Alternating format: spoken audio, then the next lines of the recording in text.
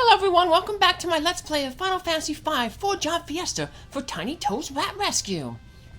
Well, TnyToe and his friends, they just got the adamantite from the Tycoon meteor, and so now we're going to have to return it back to Cid. But before I do that, we have a special cutscene that is unlocked back in Tycoon Castle.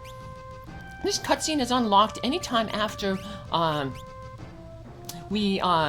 Princess Sarissa acknowledges that King Tycoon is her father. So that was back at the Ruined City. So we just want to head back here. If I can ever land in the grass. We head back to Tycoon Castle, and we're going to give him the option to spend the night here in the castle. And that's where we're going to get a little dream sequence, and we're going to learn a little bit more about Princess Sarissa's past in the castle. So, we get a free heal here, so that's good. If we spend the night, we get a free heal, so there we go. There's Sarissa starring. Lenna, you awake? Yes, is something wrong? Not wrong, just strange. I was just a wee lass when I fell overboard. Between that and the shock, I forgot a lot of my life here. But she is going to remember some part of her life. Faris, Sarissa. But for some reason, being back here, just being in this room is making those memories return. And we're going to see a really sweet memory that takes place actually in this room. So now we're going back into the past here. And there's a young Sarissa. Cure, Poisona, Armor. Those are all white magic spells. She must be studying to be a white mage. Cure, Poisona, Armor. Alright, that's enough for today. Whew, I'm pooped. Your mother has asked you to put Princess Lenna to bed. Take care of that while I mark your test, please. Okay. School. She's white magic school. And come straight back here, no dawdling. Okay, aw, man. Uh-oh. Sarissa must have had an adventurous streak way back when she was a wee lass. Because she had to be reminded to come back. No adventuring. Oh, look, a tiny little Lenna. Baby Lenna. Hi, Lenna. Tomorrow me and Papa are going to ride the Windrake. Papa, flying up high is supposed to be the bestest thing ever, Papa says. When you look down on them, all the people are supposed to look like they cast float on themselves. Wait, not float, but toad. Exit, mini. Yeah, that's it. They look like they were minied. And that makes you really, really small. That's a status effect. Basically reduces your attack power and your defense.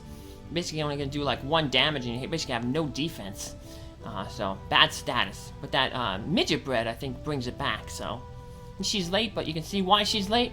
She pushed her bed over to sleep next to her sister, so. Aw. Sweet little Sarissa. Now she's all grown up. Sarissa? Yeah? Perhaps you should keep this a secret from the Chancellor for now. He would only make a big fuss if he knew, and he certainly wouldn't let you leave the palace again. Aye. She's still going back to her pirate speak. Aye. And we have to get out there and find Papa. Why does it take pirates so long to say the alphabet? Because they spend months at sea. How much do pirates pay for corn? A buccaneer. Silly pirate jokes. Alright, well, we can head out of here. And we get one new piece of dialogue from this scholar here. As legend has it, 1,000 years ago, the skies over Tycoon were rent asunder. That'll play a role much, much later in the game.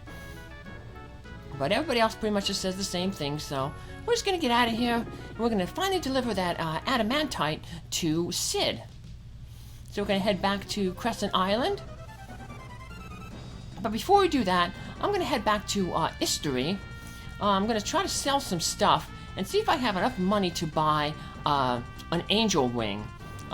Old and Confusion are going to be 2 status effects that the next boss is going to play on us. So if you can buy an angel ring, that would be really, really good. But it's not necessary to defeat. But we picked up a bunch of items here, so get rid of it. Sell some of these axes we stole. Shurikens, not really worth a lot. So get rid of that one crossbow. You can also get rid of the one set of Berserker equipment we're not going to be using 2 Berserkers. We're just going to be using the Archer as our second, attacker. Because they can exploit the elemental weaknesses, and we can actually control them in battle, so... Well, we're a little short on getting an angel ring, so... Yeah, elixirs are really expensive, but they don't have a good sell-back price, so... Oh well, it'll just mean the next few battles will be a little bit longer, but still beatable. So we're gonna fly around, try to get to Crescent Island there. Ooh, well, there's the Ronkan Ruins. So we're just gonna head... Okay, ooh, there's walls, so we gotta head south a little bit. And there's the island, so now once again, we're gonna have to park on this little thing. Sounds like it could be so tough to land precisely on that. Alright, let's deliver this adamantite. Uh-oh, Cid and Mid are back. Great, you got the adamantite. Quick, give it here so we can patch up the ship. You guys take a rest. Yeah, we'll get to have another free heal here, so if you didn't do that cutscene with, back in Castle Tycoon, you're gonna get a free heal here, which is good, because we kind of got a boss rush coming up here. So, Cid and Mid going all crazy, installing the adamantite. A new fuel source, I guess. It's gonna allow our ship to go up a little bit higher. You're gonna see a little bit of a change when we get into our ship. You know, I'm weird. I dreamt that the airship was already finished. Rise and shine, it's done! Wow, they do work fast. Yikes, you work fast. I just said that, TnyToe. After you lift off, press the A button to lift higher. So with this, we can go to the floating ruins? Technically, yes, but, well, take a gander at this. Okay, what's he gonna show us? I'll pull out a book. What's in the book? The floating city is equipped with a heavy defense system. If you don't disable it, you won't be able to enter. According to this book, the cannons are really powerful. Well, you must go, no question about it. I don't even see the worry. What's a couple of overgrown pop guns against the likes of us? Cid, Mid, thanks for all your help. Now let's get to the crystal before it's too late. This is another, like, I guess, a Star Wars reference. It's almost like we're making the assault on the Death Star. We're taking our little, small, one-man fighter. Well, I guess not really a one-man fighter, but we're taking our small little ship, and we're going up against the big battle station in the sky. So now when we press the A button, we have the option to go up or land. Normally you just pressed A earlier and you'd land. We get to this scene, you could just move up, and there's this floating city. But before we can enter the floating city, we have to take out the main cannon. But before we can fight the main cannon, we have to take out these 4 cannons that are on the side. And the cannons can be either a mixture of flamethrowers or rocket guns. That emission spell that the flame guns keep throwing at us, that's actually a blue magic spell that you can learn. Does decent fire damage, so we can also learn a missile attack off of the rocket guns that we'll fight next.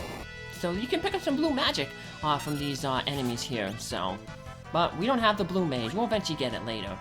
But speaking of magic, if you have anyone that can use lightning, you want to make sure that you're using that. Ninjas can throw lightning scrolls. Black mages can use the lightning magic, like Lit 2. A summoner can use a Ramu, the summon. We have the archers, and they have the lightning bows equipped, so that's why they're doing so much damage. So surprisingly, these both the flamethrowers and the rocket guns are not immune to instant death. So, if we got lucky, but we don't get lucky, Faris could have actually defeated them with the Death Sickle there. So, we get to heal up between battles. We just head in front of the next gun, and we got some rocket guns here, the rocket launchers. So, they have that missile attack, takes off like 3/4 of your current hit points. And they also have another attack, which is pretty bad, which is the Rocket Punch, and that takes off the hit points, and it also does can confuse the your character. So yeah, Lenna got hit with it. That's where the Angel Wings would come in handy. They prevent that confusion. So also coming in handy is that Nightingale. It does a little less than a high potion in healing, but it heals everybody. So Eventually, Lenna will learn that ability as well. And we'll throw it on her, and if we get lucky, we can basically get 2 nightingales in a row. So it's random the animals that you get, but so just keep taking these guys out. So we're doing a lot of damage with our elemental bows there. So doink, taking it out. Yeah, we're halfway there. So. For the AI, the flame guns are just basically going to use their emission over and over and over again. The rocket guns, their first turn they can either use a missile, a rocket punch, or do nothing. And then their second turn, they'll either have a 2/3 chance to use the missile, or a 1/3 chance to use the rocket punch. So...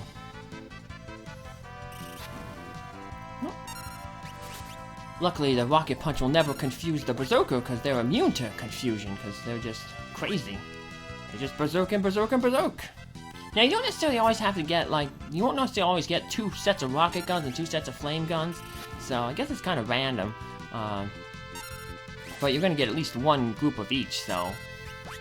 But luckily, after we defeat all these things, we can leave this area, and just by heading south, and we'll be taken back to the world map, and we can go back and heal. We can spend a night at the inn. So yeah, this floating fortress isn't going anywhere. Hey, there's a little squirrel. Runs across, it can poison an enemy. But that's a machine, eh? Machines can't get poisoned. They don't have like they're not living, so... Alright. We get some potions for defeating them, speeds from the flame guns, and iron dafts from the whatchamacallit, from the rocket guns. So use some potions to heal up, because any potions that we use here, we're gonna stop before we fight the next boss, and we're just gonna head back, heal ourselves up, and then restock our potions back at the Crescent Island. So let's take out this last set of guns here, and gonna be another set of flame guns. So yeah, mission's a pretty decent fire spell. I think it does between, it's stronger than a fire 1 spell, might be weaker than a fire 2 spell though, but it gives the blue mage some elemental attack. Flying squirrel, that just, I think that hits, I think that it flies across the screen and it distracts the enemy, so we'll see that in action a little bit later. So yeah, just trying to use animals, hoping to get that nightingale for the healing. But now I'm just gonna take aim, literally, because that flame gun's almost finished. Yeah, you can see how just good elemental damage is. You know, Lenna and Galuf, even though they don't have the strength or the weapon power of Faris with her death sickle, they're still doing basically the same amount of damage as her. And the aim means that they're not going to miss, so... Always good to exploit elemental weakness. Final Fantasy II taught me that. The elemental bows in that game are so good. So, once you defeat all those 4 guns, so much for defensive. Wait, what's that? We get the big planetary laser, like the Death Star. It's going to come right out the center there. And that is our next boss, but, you know, we want to save our game and heal up, so... Cripes, look at the size of the thing! Okay, there's one last thing to take care of. Luckily, it's not going to target anything, and it puts us right in front of the gun. So you just press down, and we're taken back to the world map. Now we just have to select the arrow down, and that way we can land here at Crescent, stop at the inn, heal ourselves up, and restock on our potions. We used quite a bit of them. Yeah, we need to buy 61. Sell these potions, we're never going to use them, so... just use Ramu. You can't sell that. It's like a special item. Oh, got to buy the potions. Talking so much about buying potions, and whoop, there we go. If you're really hurting for cash, remember you can always get a black chocobo from that forest and fly over to Lix, which is TnyToe's hometown. And remember, everything there is 50% off. He gets the hometown hero special discount. But alrighty. Now we're gonna go up to back up to the sky, and we're gonna take out the big boss. So Save our game. Remember, we always want to save the game just in case. Because if you get game over, which means all your parties get knocked out, then you basically just restarted your last save. You lose all that progress. It doesn't matter where you press up on the outside in the overworld map, you're always going to be taken up to this screen, so. Now, this thing has two parts on it. Now, see those launchers in the back? They're going to shoot these missiles at you that turn your character age them. Age their stats slowly go down, and your hair turns gray. So yeah, this is going to make this battle really annoying. Now, those launchers, they're those little holes in the back there. It says they have 10,500 hit points, but you don't have to take off all of those hit points. All you have to do is just take off about 800, and then there's a chance, once you do about 800 damage to them, that they will self-destruct. And once they self-destruct, then the cannon's going to go into its next phase. See, we get all these things popping up, and those are just warnings for when the gun is going to attack. So the Soul Cannon is the big boss, and what he's going to do is he's going to eventually shoot a big surge beam at us. So here's the Soul Cannon. We have to take out all those hit points. So the AI, it's going to take 7 turns, and after 7 turns, 7 messages, it's going to fire a surge beam. It's going to hit everybody. Then after that, it's going to take only 4 turns to keep firing that beam. It's going to keep doing that until either we lose or it loses. So there's the wave cannon. Takes off a decent amount of chunk, but thankfully all characters are pretty fast. And I'll basically be using TnyToe and Lenna to heal. And luckily Galuf hasn't been aged, so he can still do a lot of damage with his elemental bow. Lenna, though, because her stats are down so much, she's not going to be doing a lot of damage, even though she can exploit the Soul Cannon's lightning weakness. So Lenna's basically just going to be a secondary healer along with TnyToe. Too bad Faris is also, aged. She's not going to be doing a lot of damage, but she can't do any healing, so she's just going to keep hitting away with her thing. The problem with that Surge Beam is it also inflicts the sap status on your characters. That's why you notice, like, our characters, after they get hit by the wave cannon, for a few turns afterwards, their hit points are going to keep dropping. So, but luckily we'll be able to, keep the healing up. So TnyToe and Lenna will be fast enough that they can basically throw a high potion to everybody. Remember, we have 4 turns before the Soul Cannon fires again. So that'll be enough time for, TnyToe to throw 2 potions, and Lenna to also throw potions. So Galuf will be our main damage dealer because, like I said, he is not inflicted with the aging status, so he's going to get, full benefit from that elemental weakness, so that he can do with the bow. So once again, it's like a lot of the other previous fights that we've had. We're doing about 1,000 damage a turn. So about 25 turns, and we'll finish him off. So unfortunately, Galuf, we didn't heal him in time, but that's okay. You want to have at least like 400 hit points. That seems to be the magic number. So we'll just have to do some extra healing here. So yeah, that didn't really affect too much. That Galuf, he got knocked out. So might have cost us a turn or 2, but eventually, like many of these other battles that we've been in, it's just slow and steady, throwing potions, and like I said, we're getting so much use out of all those high potions that we stole so often. So now we can actually get more high potions. Some of the enemies in the upcoming dungeon will be able to steal high potions from, but if you're really hungry for high potions, you can actually go back into Catapult, which is where the Cid and Mid are, and there's the fire ship there. So even though the fire ship is, out of commission, it's underneath the water, you can go into the fire ship and go back and fight those defeater enemies, and they're the ones that you can steal the high potions off of. And it should be pretty easy to steal them because, remember, TnyToe has a Thief's Glove, so that doubles his percentage of stealing from 40% to 80% for common steals. So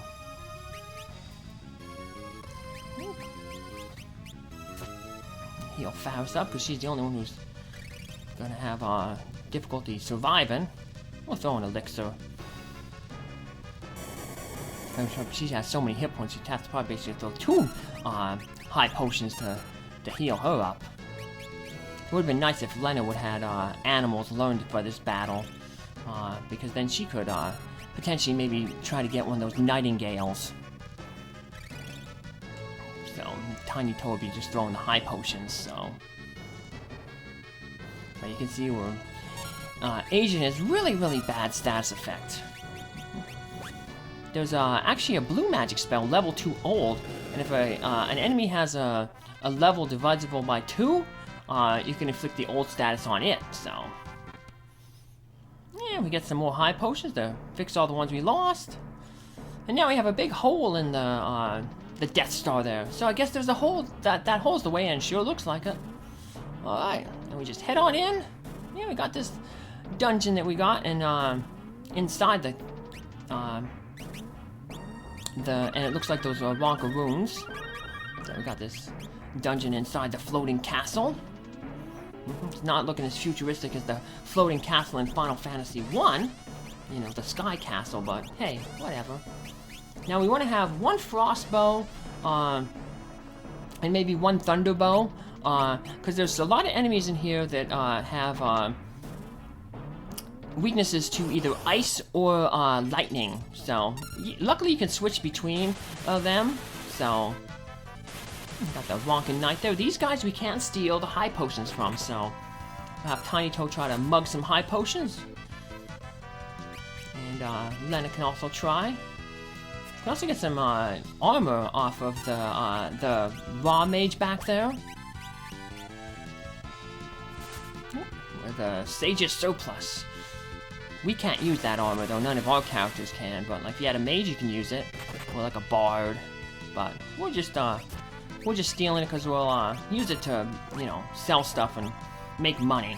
So, and there goes the Wizards and Warriors, I guess you can call this little group formation. So, but all right, we took out those wizards. None of them had any elemental weaknesses. So. And this is where Thief comes in handy, because there's a lot of hidden passageways here. And here's where elemental weaknesses come in handy. Those stone masks are like those stones in the northern mountain. They're really strong, they have high defense, but they're weak against lightning. So if we just equip a thunder bow on one of our characters, we can pretty much one-shot them. So, yep. I'll keep Galuf with the... Well, there's a flying squall that distracts the enemy, so they basically lose their turn. So... I'm not getting a lot of those, whatchamacallit, a lot of the, instant deaths from the Death Sickle. Has a 33% chance to do it, so 1 out of 3, but I figure you get more, but not getting any, so... Yeah, now here's the stats for the raw mages. You can steal the Sage's surplus there. It'd be nice if they dropped an elixir, but... Take these guys out. Now that Lenna, since she has the lightning bow, she'll take care of those stone masks. And the squirrels will take care of the raw mage. Woohoo!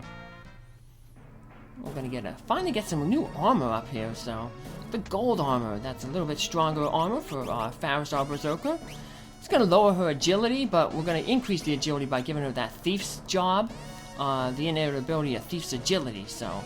Yeah, you can see all these like hidden passages. If you didn't have the thief, you'd have to kind of feel your way to where the right way to go is. So this dungeon can be kind of a little bit confusing. So head up the second one here and sneak around. We get an elixir there, good treasure. We have wall demons. You can learn the Arrow 2 spell if you have a blue mage, but these guys have a really good blue magic spell, but they can only cast it. They only cast it on themselves. So if you wanted to cast on yourself, you either have to confuse them or control them. We can't control them because we don't have the Beastmaster class access with this 4-job Fiesta. but you can control them, and then you can have them cast the spell White Wind on you. And that's a healing spell that heals everybody in your party for the amount of hit points that the caster has. So, let's just say, for instance, your blue mage has 400 hit points. If it cast White Wind, it would heal everybody in the party for 400 hit points. So, really good spell. So, we're going to head this way first, going the long way. Because we want to get that treasure chest up there. Sneak around here. Yeah, there's a lot of these twisty-turny passages, so. And here we have the Lamias. These guys are weak to ice, so while Lenna is shooting the stone mask with her ice lightning bow, we can have Galuf use his ice bow to take out the Lamia. And with the elemental weaknesses, we can pretty much one-shot them, so. Boink, look at that. So yeah, look how good elemental weaknesses can be, so. We're finally getting to clips the Faris and her Berserker. She was the main damage dealer for so long, so. Steal a bunch of gold needles. We can always go back and fight those stone enemies and throw gold needles on them to instantly defeat them back at Istory, where Ramu was. Well, we want to come this way because we want to loop around and get this hidden treasure up here. It's another piece of gold armor, but it's a gold shield. I don't know why gold is such a good armor in these games. Like, gold is a very malleable metal. It would kind of bend easily. That's why you can like bend gold rings and stuff. Because it's, you know, very malleable. It's a soft metal. But alright, well, we're pretty much out of time here, so what we're going to do is, before we head deeper into these runes and find the Earth Crystal, we have a lucky save point right here. So, our first of 2 in this area, so, yeah, this is going to be a long dungeon with some pretty tough monsters, so we want to make sure that we take advantage of everything and heal up in this tent, and we'll be back in the next episode to continue exploring the Ronkan Ruins. But can we find the Earth Crystal, and can we find King Tycoon? Come back for our next episode. Thanks for following along. Bye!